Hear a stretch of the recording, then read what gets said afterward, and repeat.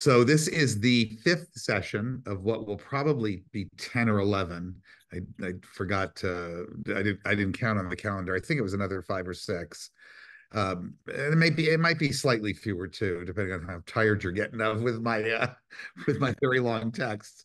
But I spent a lot of time preparing today, and which is interesting because I've taught a version of this class before, but it was never this detailed. And I think the detail is important. I think if people are going to absorb the depth of what Jews have undergone for 2,000 years, I do think it's important to read a lot of accounts and to discuss a lot of the things that were in common. To that end, I spoke about it not last Friday night, but looking back on the calendar, I don't remember what the date is, but if those of you want to find it, it's in our YouTube playlist for services. And I spoke about the rise of anti-Semitism on the left, which I consider to be a very, very concerning phenomenon. And I want to urge those of you who haven't seen it to take a look at it. It was so detailed that I only got through two-thirds of it. I had prepared two endings and I didn't think I was going to get to the second ending. So while it might have looked like I ended it, I did not. And we got through, I must have had 200 examples on those many, many dozens of slides that I had. And I don't think I got through even a quarter of them. And some of them were very, very quick and they were just a tweet, a sheet of tweets. And one of the things that I hope people in watching that, and as we think through this, and what the history of it is, will remember is those sort of 10 characteristics, tropes, memes, whatever you want to call them, of anti-Semitism, because they do rear up their ugly heads in almost every single circumstance. And we're now examining when they were indeed created, a significant product of Christianity. So the last time we were together, and I'm going to put the PDF on the screen. Now this PDF does change from time to time, and there's a reason for that because I add things and I find new art and new things to share with you. So I will put this in the chat before the end of the class. So if you want to download it, you can do it that way. But I think to do it now, I don't know. I'm not so sure how this works. Can I do it now? I don't think I can, and I don't want to waste your time trying to figure it out. So I'll definitely have it there, and I'll leave it up for a little while, even after the class is over. What you're seeing now is where we're going from the New Testament. So we're not really done with Christianity at all. We have a good 2,000 years left, or a good 1800 years left with Christianity. But we do want to recognize that it took Christianity some time to grow. And I want to talk very briefly about some of the intervening events because they are important. So this isn't a Jewish history class per se, but I do think it's important to put these events that we're talking about in more detail in the context of Jewish history. So I'm just going to do it really briefly. I imagine most of you know something of these events, but just in case.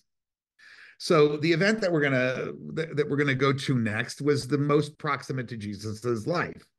Now, having looked at texts of the New Testament describing events of his life, it's important to remember that those gospels were written after his life. We did not look at one of the gospels that said that Jesus was predicting the temple would come down.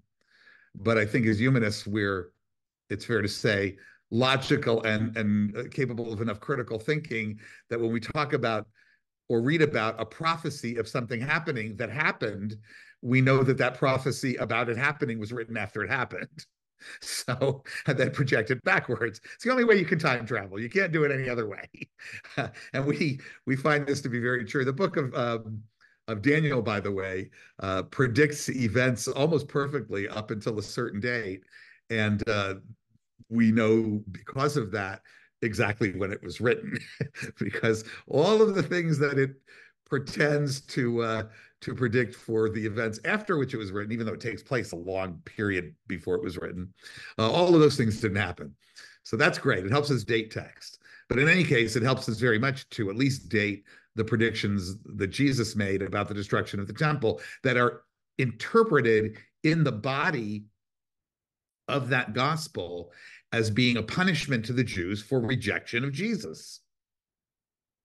So already it's important to understand what happened that made that gospel claim that. And what happened was, and it's something again that I think you all are aware of, that in the year 66 CE, a Jewish revolt broke out against Rome, and it was about a 4 to 6 year war. Josephus, whom we read arguing with Appian earlier, is the great chronicler of that war. He also told his version of ancient Jewish history, and he's a good source for a lot of stuff, especially understandings of what people thought was Jewish history at the time.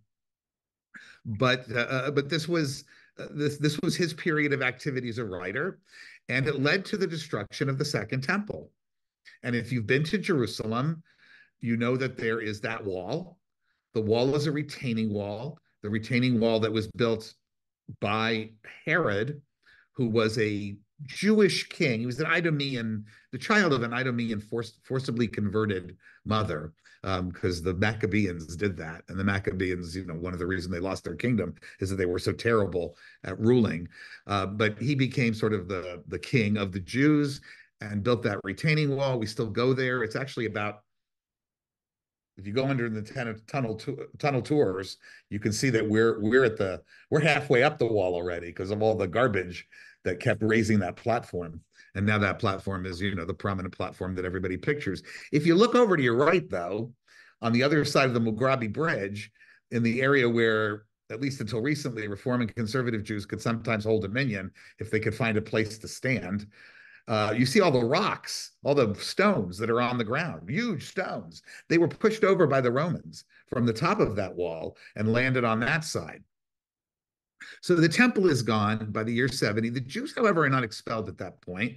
There's already a thriving diaspora, although the majority of the Jews who are on earth, as far as we know, and we don't know how many millions there really were, it's always a guess, are living in Israel. There's plenty elsewhere. And where are they? They are throughout the Roman Empire, primarily. They may actually have gone as far north as France and even Britain, although they don't seem to have stayed in Britain. And we don't know really anything else. There are also Jewish communities in the Caucasus. Those are not the ancestors of the Eastern European Jews. That is in itself an anti-Semitic canard, that they went up there and converted some Europeans, and so that the European Jews have no relationship to Israel. Indeed, that community completely disappeared, and Eastern European Jews won't appear for a long time, and also as a result of anti-Semitism. In the year 69, Vespasian became the emperor of Rome, and he pretty much took care of the rest of it. He was victorious. At the same time, and both unrelated and related to what was going on in Israel, there were significant Jewish uprisings throughout the diaspora. And they affected Jewish communities throughout the Greek Isles, into Rome, North Africa, specifically Alexandria, Egypt, even Mesopotamia, which was not all of it was in the Roman reign. And there was a lot of anti-Semitism of the type that we read in the non-Christian readings that we did about Appian and Tacitus, from Tacitus and so forth. And then the next very significant thing that we have to remember is the Bar Kokhba Revolt. The Bar Kokhba Revolt was the next big Roman, Jewish uprising against the Romans. At this point now, the Jews had been quite severely oppressed for a good 45 years. I'll do my math, even longer, because it's 132 CE, so 60 some odd years. And a new generation had arisen that had not personally experienced the suffering under the first set of Jewish wars, although they knew that their temple had been destroyed, and they wanted to renew their temple. One of the most famous rabbis who supported this was a rabbi named Akiva. And you probably know his name because he's one of those rabbis whose name appears on a lot of academies. He was actually a significant rabbi. He started, according to the story, and I don't have any reason to doubt it, he started studying when he was in his 40s. and began then to rise to the level of an academic and a revered rabbi. At any rate, that did not bode well for the Jews, who believed him when he said that this fellow named Bar Kosiva, which was the real name of Bar Kokhba. Bar Kokhba is his nom de guerre, meaning the son of the star. Bar Kosiva decided to basically proclaim himself the Messiah, the Jewish Messiah, the Mashiach, the anointed one, who was going to restore the Jewish national pride, the Zionist zealot, some might call him today. So he did that, and it was a disaster. In fact, there are estimates that as many as 1 million Jews were killed. This is really the beginning of what the Germans would later call a Judenrein Eretz Yisrael, land of Judea, land of Israel. When the Romans won that war, and it was not difficult for them, Emperor Hadrian, who was now in charge, barred the Jews from Jerusalem. He expelled them from Jerusalem completely. They were allowed, in fact, to only enter on one day a year. And this tradition continued for quite a while, which was the 9th of Av, when they were permitted to go mourn. And even whoever was who claimed the mantle of the high priest was allowed to go up to what was left of the temple. They built a pagan temple dedicated to Jupiter that was up there for a little while. Later, it would just fall into disrepair when Rome had all kinds of problems. A Roman colony was established in Jerusalem. Again, if you've been to Jerusalem in the last decades, you have probably seen a map, a copy of a mosaic map, very prominently displayed in what's known as the Cardo. The Cardo is a little shopping district that the Romans built, that the archaeologists found. It's that little mall inside the old city, not that hideous thing outside the old city. But I'm talking about the one inside the old city that is built inside the stores of those Romans. And that was part of their Aelia Capitolina, and that map that I'm referring to is posted on the sort of at the entrance there. Every tour guide stops there to point it out. He also changed the name of Judea. Judea, which had many names, including Canaan or Canaan, took on a new name at this point. It was called in memory of the Philistines, who were an ancient, now we know, seafaring people who came in the 12th century BCE and are prominent enemies of the Israelites in the Old Testament. They're the ones that, Goliath was one, for instance. When David beat Goliath, Goliath was a Philistine. They're the ones that are all over the book of Judges and so forth. They were the big enemies of the Jews, of David, of King Saul, etc. The land itself is renamed by Hadrian, Syria Palestina. That is their understanding or their pronunciation of Philistines. And to this day, we're arguing about this country of Palestine. This is where the name came from. And it was absolutely, by his decree, intended to minimize Jewish identification with the land of Israel. After this, there was a lot of stuff that happened in the Roman Empire, probably stuff you're not terribly interested in, but ultimately, a lot of it turned into problems for the Jews, because it ended over the next 2.5 centuries, this whole this turmoil in the Roman Empire. It ended with the rise of the Emperor Constantine, who ultimately converted to Christianity, united his empire under the banner, the seal of Cairo, which is the Christian symbol, an early Christian symbol, converting himself. His mother was a convert to Christianity as well. In fact, she was sent to Aelia Capitolina to find all the holy sites. And many of those churches, most of them that are inside now, the old walls of Jerusalem that the Ottomans built, but were originally outside. Many of those churches were identified by her, including where Jesus was crucified and so forth. and the empire's Christianization then resumed, then began in earnest. All right, so I'm now showing you this map. Hopefully you can see where the Jews were, where they went. I know it's a little bit blurry, but hopefully it's enough for you to recognize the Mediterranean area. The areas that are kind of purpley are areas where Jews were already in the first century CE. The late Roman period is where you see a lot of that blue, the blue that's not water, I guess it's dark gray. And then you look up to the north, you see in France and the south of England, London, Londinium, which was a Roman city. You see where possibly in the late Roman period, that's where Jews were. One of the things that Constantine and his successors needed to do was to distinguish themselves and their new religion from Judaism. And we talked a little bit about how this was reflected in the New Testament, but it became very much the basis for theological anti-Semitism.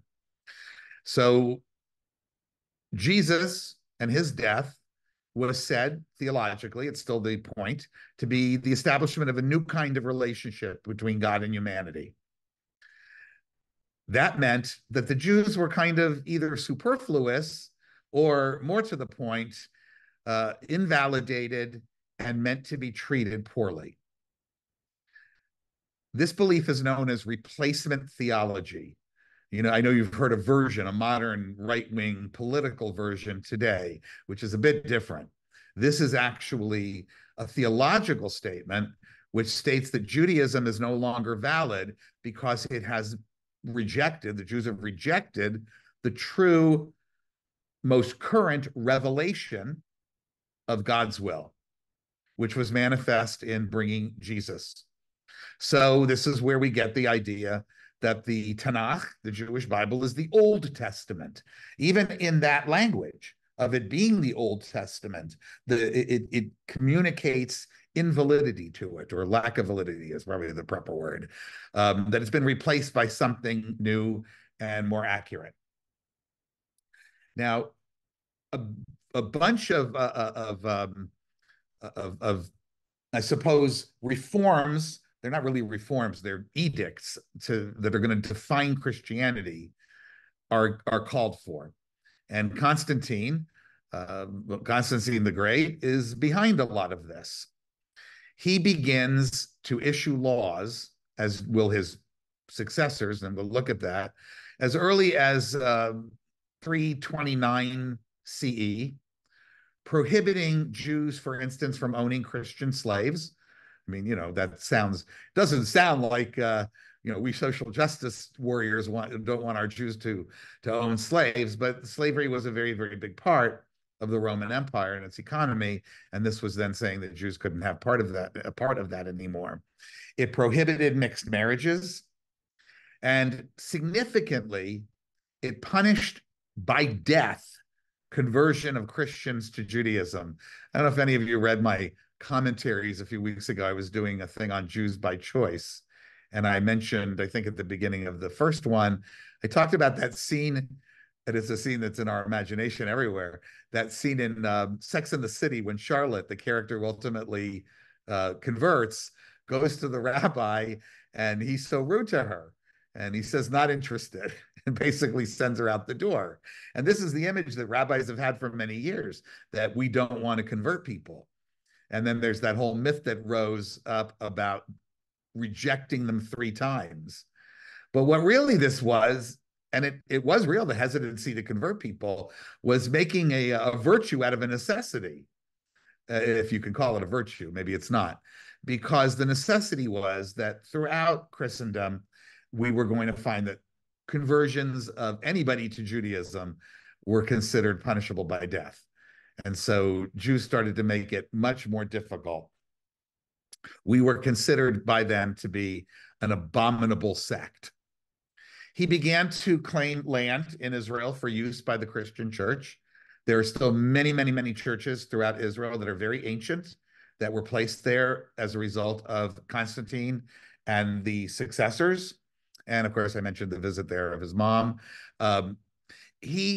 In order to separate Jews from Christians began what became a lengthy process that in some way continues to this day for different reasons of de-Judaizing Christianity.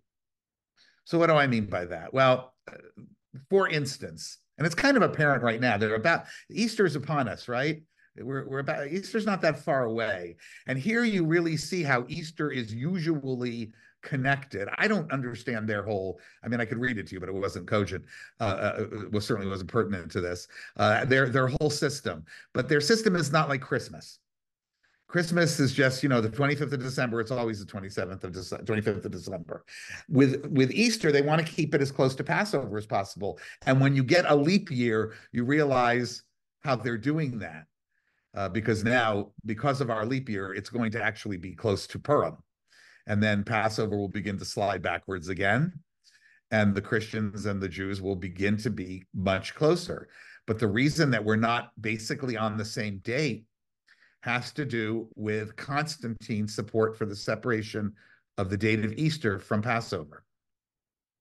Something that he stated in a letter to the First Nicene Council in the 300 BC, 300 CE. And I want to read it to you because it's a very clear statement of how the church is going to treat Jews. So this is what he wrote to the counselors there, the people making the decision. It appeared an unworthy thing that in the celebration of this most holy feast, we should follow the practice of the Jews who have impiously, or impiously, I'm told the British say it, defiled their hands with enormous sin and are therefore deservedly afflicted with blindness of soul. So Passover and Easter have an important relationship because according to one of the Gospels, the Last Supper was on Passover, and according to others, it was the night before. I get mixed up who was who. It's not important, but it's very clear that the holiday where Pontius Pilate is offering them to release Jesus and the blood on my hands and all that kind of business, the sacred "the blood be upon us" oath that they took, and that's recorded in the book of Matthew and elsewhere. That all of that has to do with Passover. Now, Passover floats around. It's not always on the same day. And because Easter was a Sunday, the first day of the week, that you could understand them wanting to match it up. But to sort of completely separate it was a way of saying, and it began a process, that the Jews have, as he says, nothing, here we are in the third line, nothing in common with the detestable Jewish crowd, for we have received from our Savior a different way. So this is recorded in a book by Eusebius, who wrote his life story, what we're about to read. No, this is different. Sorry, this came from a different piece. This came from the Epistle of the Emperor Constantine. It was in the first place declared improper to follow the custom of the Jews in the celebration of this holy festival, because their hands having been stained with crime, the minds of these wretched men are necessarily blinded. Let us then have nothing in common with the Jews who are our adversaries. Let us studiously avoid all contact with that evil way. So the separation here has begun, and it will continue into many other realms as well. I'll give you an example before I continue. The Sabbath. Now that's something in the quote unquote Old Testament. That's a rule of the Tanakh that if you, and they do, believe the literal account of the creation of the world, it says that God rested on what day? The seventh day. The seventh day is the Sabbath. How do you get from the seventh day to the first day of the week? Well, you have to have a motivation to do that. And then you create a story that makes it so. The motivation is to simply declare, and by the way, not uncontroversially, because it's a pretty important story, that the Lord's Day, in other words, the day he was on which he was resurrected, because that's a Sunday, and indisputably a Sunday, because the women didn't go to the tomb until after Shabbat was over, that is the date that we will now celebrate in his honor as our Sabbath. Now, you know, Christians did not universally agree on this, or we wouldn't have Seventh-day Adventists. Seventh-day Adventists strongly, not only, by the way, do they strongly propose a Saturday Shabbat, but they also view the days the way we do religiously and ritually, that they start the evening before, because which is in accord with, I wouldn't call it a literal reading of the Torah, but, you know, a much closer reading that the rabbis had. But all of this was done not in order to find out a more wonderful and pure way to celebrate Christianity. Those were all theological excuses. These things were done to make the Jew much more of an outsider, to separate Christians from Jews in all ways. I'm old enough to remember, and most of you guys are a little bit older than me, not much, but a little bit. I'm old enough to remember when I would still have arguments with kids about Jesus being Jewish. They didn't get it. Well, I mean, the paintings alone, he couldn't be blonde or more blue-eyed. But ultimately, it came down to that. Later, they began to, and when I say later, in our lifetime, there's been a bit of a revolution of that. There's been a lot of philo-Semitism, which is not, you know, people can love you to death, too. That's another thing maybe we'll talk about sometime. This was really to fulfill the desires that continue after Constantine to have nothing in common with the Jews who are their adversaries. And then he continues by saying, for how can they entertain right views on any point who, after having compassed the death of the Lord, in other words, they're responsible for it, being out of their minds, they're irrational, are guided not by sound reason, but by an unrestrained passion, wherever their innate madness carries them, lest your pure mind should appear to share in the customs of a people so utterly depraved. Therefore, this irregularity must be corrected in order that we may no more have anything in common with those parricides, murderers of the Father, and the murderers of our Lord. No single point in common with the perjury of the Jews. So that right there, I'm sorry, I didn't scroll here. That right there is a perfect example, kind of a quintessential example of what became the thrust of Christianity's focus on the fact that they had a Bible that was all about a Jew, that took place completely in a Jewish setting, that the people to whom this Savior seemed to be preaching had rejected. And that puts us in a place to deservedly be treated unequally. And this is going to walk us all the way through anti-Semitism. Even many of the canards that the Muslims will adopt are in one way or another borrowed from Christianity. Possibly, or I would say even probably, because so much of it was widespread among the, ironically, colonists from Europe, who were really the ones who conquered Europe, not the Jews, and certainly not the Zionists. There's another example here that I wanted to share as well. So this one comes from a church father, an early church father named John Chrysostom. I'm sure that means something. I don't know what it means. He lived from 347 to 407. And this is what he wrote. And I'm sure there was some basis in the book of John and the book of Revelation that led to this, because those are books that are terribly harsh, and much later books, I should say, in the New Testament than, say, Matthew or Mark, the Mark being the earliest. In the first homily against the Jews, he says, and this would have been delivered publicly to a large crowd, the synagogue is worse than a brothel and a drinking shop, worse than a bar and a whorehouse.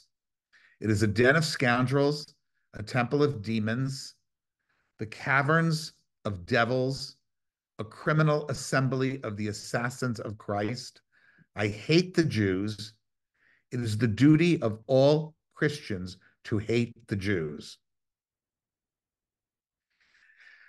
Once hatred of Jews becomes a religious shall we say, mitzvah, commandment, it's pretty hard to back away from that, and it becomes really part of Christianity. You're going to see it. I don't know if I'm going to get to it this time. I doubt it, but I might. You're going to see it built into the architecture of churches, even built into the artwork of Christianity. The most pious, most moving places, their cathedrals and so forth, depicting the hatred of Jews, and that's completely fine, 100% fine. It's not, it's better than fine. Like a Jew can't eat pork, a Christian is expected not to love the Jews, at least in this language. Chrysostom continues, and this is very much along the lines of the changing of the Sabbath to Sunday. And you notice they even called it the Sabbath. In English, it was called the Sabbath, and it referred to the first day. He continues, the festivals of the pitiful and miserable Jews are soon to march upon us one after the other and in quick succession. Now he's referring to the autumn festivals, which, you know, we who are a little bit active in our synagogues are aware of. I know a lot of American Jews don't remember that there's anything after Rosh Hashanah Yom Kippur, but as we know, there's a lot that's after Rosh Hashanah Yom Kippur, and it just seemingly never stops. And that's what he's referring to. There are many in our ranks who say they think as we do. Yet some of, in other words, the Jews do. Yet some of these are going to watch the festivals, and others will join the Jews in keeping their feasts and observing their fasts. I wish to drive this perverse custom from the church right now. I am afraid that some Christians may partake in the Jews' transgressions. This is the de-Judaization that Christianity set about doing. And these little small snippets of text here that I'm sharing with you, they show a couple of important things. One, it started pretty early on because, let's face it, the Christianity was not much until Constantine converted and essentially converted the entire empire through his successors who did that. When they turned it into a Christian empire, the Jews were doomed, and really doomed. Life would never be the same, would never be free for the Jews who lived in these areas. Jews under Islam, it was a different story. Islam is still a few hundred years away, so there are places where Jews are living relatively more freely. It's no mistake that at the same time this is going on, not a coincidence, the last of the Jews are preserving the little bit of Talmud that they created in Israel, in the very northern part of Israel, one of the only places Jews were permitted to continue living until about the 4th century CE. And then they packed it all up with their irregular and very, very incomplete commentary on the Mishnah and so forth, and headed for the hills. And I don't mean the hills of Rome, I mean the hills of Babylon, and joined up with the Jews there. That was a thriving Jewish community outside of Christendom. So that was lucky that there were a lot of Jews living in Babylon, which was not part of the Christian empires, the Roman Empire, who lived to the east. And that's why we have a Babylonian Talmud. Those Jews will become the Sephardic Jews and the Mizrahi Jews and so forth. And they lived there, by the way, until the 1940s when they were expelled and apparently returned to the Israel that they had never lived in ever. But that's modern anti-Semitism, which we haven't gotten to yet, except at the Friday night when I did. So now what happens consequently? Well, Christianity, as I said, spreads throughout the Roman world. And it spreads throughout the Roman world even after the Roman Empire divides into two. The Byzantines on one side and the Roman Romans, the Roman Catholics on the other. It became a split over religion as well. The Orthodox Church going one way on the right of your map, and on the left of your map, on the west side, Roman Catholicism taking place. But they all partook in this. So the social standing of the Jews continues to deteriorate. In 380, Christianity does become the official religion of Rome. It's now interwoven inseparably into the political power structure. And it's really the unifying element for the empire. It is the biggest reason why the European continent was united. Certainly the wars, but the wars left them then with a united religion. And it really was the most of the arguments that took place about power, the popes were involved in. The popes, the entire structure that was set up were, just go watch any medieval drama on TV, whether it's really true or not. You'll see how it worked. They were terrible hypocrites too. I mean, it's not the story I'm telling right now, and it was only because they were also becoming sort of monarchical and very rich, being able to pass things on, that they started to invent things like celibacy, which was later. But meanwhile, for our purposes, what they were really working on were ways to make their small groups of Jews miserable. Now, fortunately, there were not that many Jews yet throughout Europe, but there were Jews under their rule. And all the places that I showed you on that map had quite a few Jews.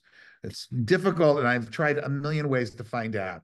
They'll say 2 million, they'll say 1 million. They don't know. Nobody knows. There were no censuses. We can tell that there were some communities that were large, and that's where we got numbers from, but we're making a big assumption. And I'm always twisted in knots trying to figure out. There were some number of millions of Jews in the world.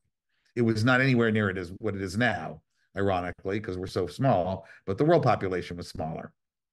But we were not all over Europe yet. How we got to Europe, it's still a very big controversy. DNA has helped us a little bit figure it out. And interestingly, the people who established the first European, Central and Northern European Jewish communities there probably got there with the Romans, probably stayed in many cases when the Romans left, or others came in. They were probably traders. Many of them might have been soldiers. All of it before this stuff really started to pop up, and then after it as well. But they were not significant communities yet. They will be, and it doesn't take long before they begin to grow. The protections that they benefited from pagan Rome were gone. And so religiously and economically, they did what they could to flee, to go where the empire couldn't reach them or didn't want to. By 438 CE, the Roman Empire itself had codified its anti-Jewish laws into what was called the Theodosian Code. So these and a lot of other legal codes that were beginning to pop up everywhere prevented Jews from a great number of practices. And these things that were going to be prohibited from them were also going to prohibit them from entering any kind of mixed society again. That was never going to happen in Christendom until Christianity lost its power. It's not when Christianity was gone. It's still not gone. Obviously, it's much weaker in Europe. It still exists. But it wasn't until democracy and so forth began to spread. And even after that, we had to go through the worst period of reconciliation with it. So this is the beginning of a very, very difficult and horrible time for Jews.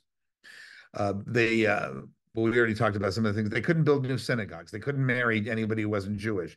They couldn't even give testimony in court against non-Jews. And almost everything here that was forbidden to them was forbidden by punishment of death. Here is an example of one of the laws of Theodosius going back to 431, probably on the Julian calendar of 438 BC, CE, rather, 438 AD, if you will. No Jew or no Samaritan who subscribes to neither religion, I think that was really their way of saying any pagan, shall obtain offices and dignities. They weren't allowed to have any public service whatsoever. Indeed, we believe it sinful that the enemies of the heavenly majesty and of the Roman laws shall become the executors of our laws, the administration of which they have slyly obtained. They cheat to get this power, that they should have the power to judge or decide as they wish against Christians, and thus, as it were, insult our faith. So this is the world now that we're going to be entering. We're now finished with early Christianity, and we're going to enter the medieval world. And again, I'm not going to go into a whole bunch of background history on you, but you know that the spread of Christianity took a while. It took a while. It got to places. I was surprised when I was learning about Christianity how much the Irish had to do with it. They got it early on, and they came back and began to spread it around Northern Europe and so forth. So it didn't spread in just a general way right out of Rome, and nor did the Jews. The Jews established places to live throughout Central, Southern, and Northern Europe primarily. Eastern Europe was not a major settlement point for Jews. It was a largely uninhabited area, and where it was inhabited, it was very rural.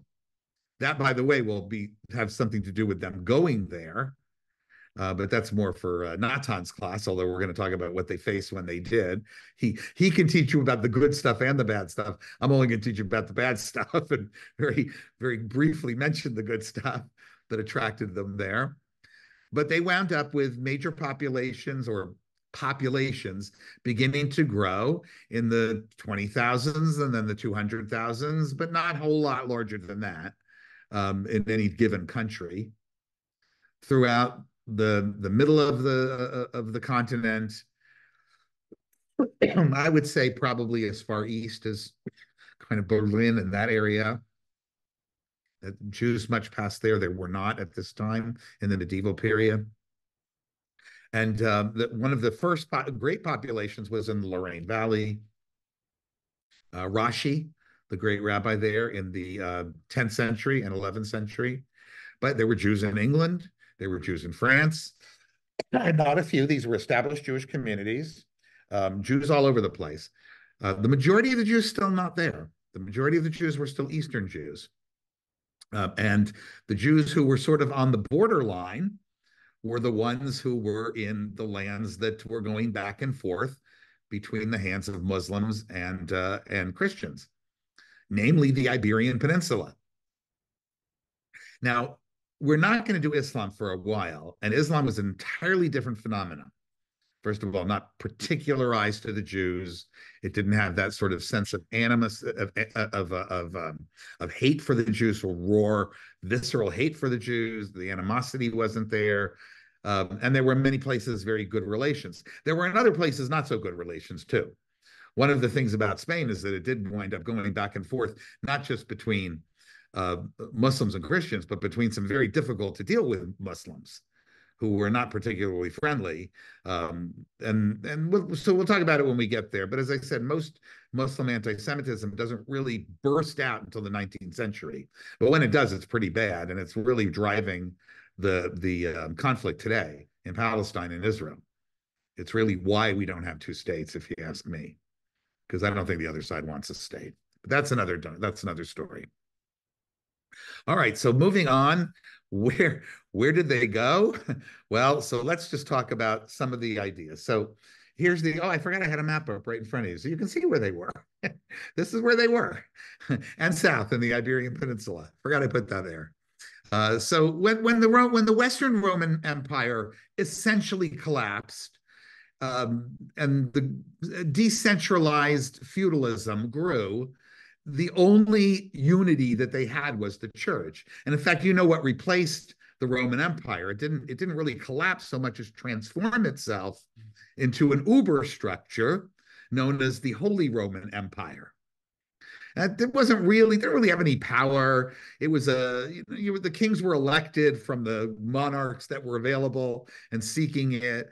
It had a lot of wealth behind it, so that was important. People did fight over it, but it was even after the Protestant Reformation, they managed to somehow keep it together briefly, and then we had the 30 Years' War, and that's not part of my class, at least not officially. But you know a little bit about European history, I hope, to get that in. And so, because the church was so powerful, it was going to be the church's ethics and mores and everything else, and every part of life that they were going to be involved in. And when monarchs did begin to emerge out of groups of, and it just depended on where you lived, out of groups of people who were powerful for mostly moneyed people, but also people who were powerful militarily and so forth, the knights in England and what have you. Ultimately, when monarchs did appear, they would be in conflict with the church very frequently.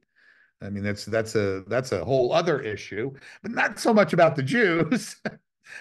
Sometimes about the Jews, but not usually about the Jews. Usually they had their own concerns. But before that, and even into that, we're talking about the whole economy, education, social organizations.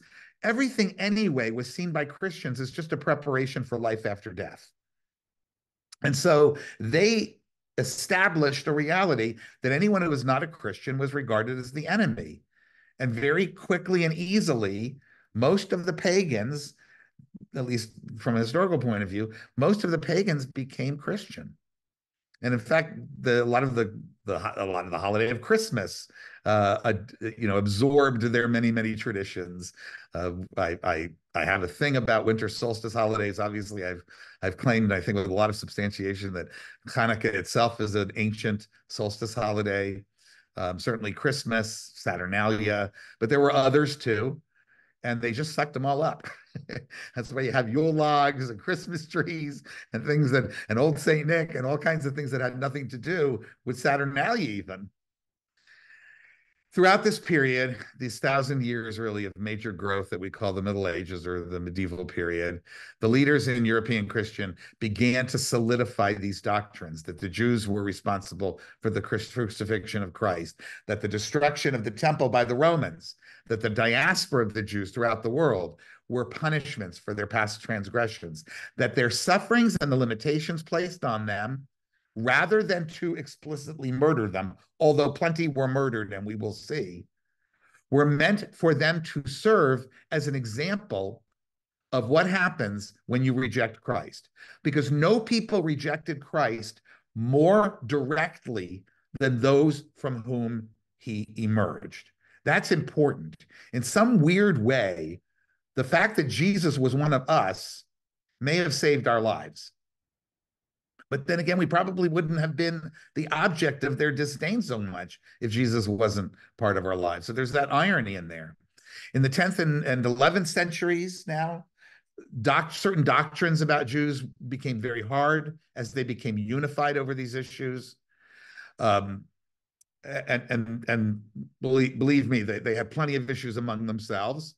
The split that took place in the 11th century between the Greek now, as we call it, Greek Orthodoxy, but it was just the Byzantine Christianity and the Latinate Christianity, the successive waves of Muslim conflict, fervor about the end of the millennium, successes that they had in converting the heathens in the north. All of these things upended society time and time again. And so who are you going to blame? Who are you going to blame when things get rough? You're going to blame the Jews. This, by the way, is part of why Islam did it in the 19th century. They were so angry about the changes that were being made in their own societies, a great deal of which were being made by Muslims themselves, Turkey being a prime example, and its democratization. I know they're going the other way now, but that was a big deal. It's secularization and democratization, but all over the place as they were being affected. Remember, when the colonials move in and when these kinds of things change, there's always supporters for it. So whether it was wars or it was just people disagreeing and fighting amongst each other, you were going to look at the Jews, because they really bore the only minority religion on a completely Christian continent, as the source of it. Now, in some countries, and this is how we got there and this is how we stayed, Jews were welcomed from time to time. We were useful. I think I've mentioned this before. I certainly spoke about it on that Friday night. That we could provide services that they could not get elsewhere. Many of those being financial services. They couldn't get them elsewhere because they were forbidden from by church teaching. The Muslims had a similar kind of ban on it. I think they worked it out somehow. I have to look that up. But Jews were the mechanism by which Christianity worked out the finance industry, because we did not have a prohibition on charging interest to other people. There were different rules when it came to Jews, but we did not have an interest, any kind of prohibition on that. And as such, we could lend money. Now, you don't just lend money if you don't get something extra back. You're selling money, is what you're doing. And so we could sell money. And that, of course, was absolutely going to just outrage the people ultimately who had to return it. That was going to be a big problem.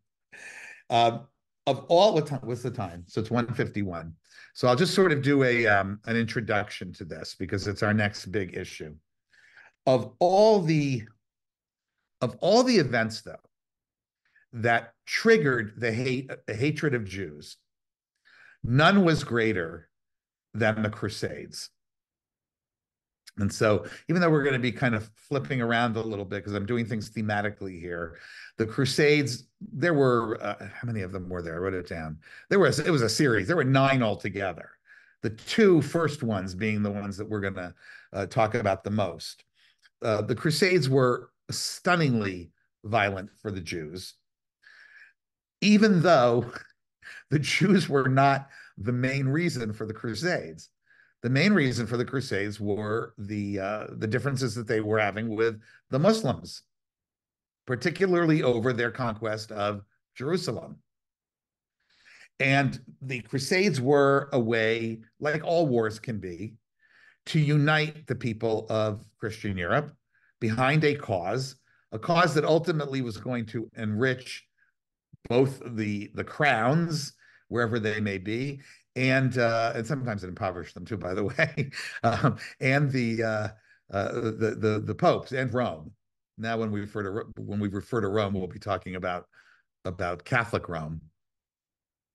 So the first of these began when Pope Urban II called for the liberation of Jerusalem from the infidel. And for a change, we were not the infidel. We were not the infidel at all. What they meant were the Muslims. And so these zealous Christian crusaders, they set off to free the Holy Land. But they were a mixed bag, these folks. And you've probably studied this already, so I won't dwell on it. But they were a mixed bag. They consisted of some very, very wealthy people, kings, and they consisted of the most ragtag, most impoverished, most angry kinds of people that you could possibly have. It wasn't just religious zealotry. It was just anger and revenge and all kinds of things. They were fighting the name of the enemy that they called these people there were the Saracens, and they set out in 1095 to recover Jerusalem and to recover the Church of the Holy Sepulchre, which is where Jesus is believed to this day to be. Well, you can't really say buried because that never made sense, but where the burial chamber lies. By the way, go to Jerusalem. When you go to Jerusalem, you should absolutely visit it. It's one of the most bizarre places in the world. It is a church that is run by, I don't know, 7,925 different sects of Christianity. I'm just saying that because I cannot remember the number. Everybody's got their own candelabrum that they're responsible for shining, this, that, and the other. The place is so my favorite, the Ethiopian Coptics, the poorest and yet one of the most ancient groups of Christians, where they have a little shack on the roof.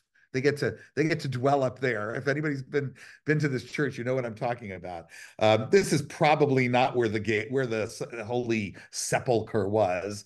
I do remember. I know a lot of funny stories to tell about my father, but I remember this: when you go into the chamber that's supposedly over where the burial cave is, which is now underground, you have to bow to get in because the door is really short.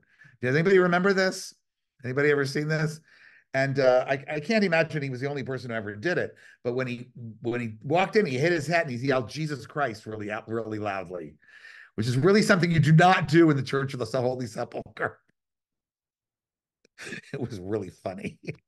But this is what they were out to regain. They wanted to regain it. And unfortunately, we were in the way because there were plenty of Jewish villages that were not a terribly difficult detour to get to, or that they simply went through as they were picking up new crusaders. The crusaders were monks and they were soldiers, and some of them were disciplined. They were pious, but many of them were, as I said, also simply ambitious or adventurers or criminals or runaway serfs or you name it. And as they passed, particularly through Germany, because as you can see, Germany today is pretty large. If you're looking at the map, as they headed through Germany, which is you can't get around it. They began to wander into a lot of Jews, and they killed thousands. And we are going to read both an eyewitness account of this from a man named Albert of Aachen, or Ai, who was a Christian, and we're going to read a particularly uh, um, moving and horrible account from a man named Solomon Bar Samson about what happened when the Crusaders came to Mainz in May of 1096. But we're not going to read those now. There are very, very many moving accounts of the slaughters that took place. And I want to warn you that from here on, we're going to hear a lot of ugly stories. Today was, well, we read a few excerpts. We're going to go back to a lot more eyewitness accounts. And they always end badly, and they are always extraordinarily sad. And I'm going to give you even sadder details that sort of fit in around them. So